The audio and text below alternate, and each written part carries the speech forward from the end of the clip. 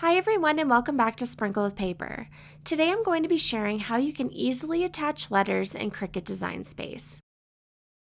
To get started, click on text and type in any word that you would like. I'm going to be using the word sprinkled. And then once we have our word typed out, we're going to change the font. So we're going to go up to the upper left-hand corner and we're going to select a different font. So for today, I'm going to be picking a cursive style font. And one of my new favorites has been the font Babette. And this is a free font that's found here on Cricut Design Space. Now we're just going to make the word larger so we can get a better view of what we're working with. And as you can see here, a lot of these letters in this cursive font are already nicely attached, which is great. But as you can see, the S is still kind of floating off to the side by itself, and we do have that floating dot above the I. And for some projects, this would be perfectly fine, but there are other projects that you would want everything to be cut as one single layer. For example, a name sign or a cake topper, or if you just like the way it looks. So let's go ahead and let's figure out how we can attach this S and this dot above the I. So the first thing we're going to do is we're going to ungroup all of these letters so we can move each of them individually. So there are two ways to do this. We can go over to the little ungroup button over here on the upper right hand side under layers, or we can right click the word and we can select ungroup from there. And now that the letters have been ungrouped, we can just simply move this S over so it's touching. And the most important thing is you want to make sure it's not only touching, but it's also slightly overlapping the P or whichever letter you're attaching it to. So you can make sure that there isn't going to be any cut lines in between those two layers. And from here, you might think, great, we're done. All my letters are touching, so I'm just going to go on ahead and cut it out. But if we go up to make it, you'll see that since we ungrouped all the letters on the cut page, now all the letters are just going to be separate.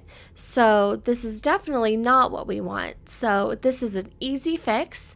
So we're just going to go back over to our project page, highlight the whole word, and the most logical thing would be to think that, well, I'll just now group this back together. I ungrouped it, so I'll group it back and then I can cut it.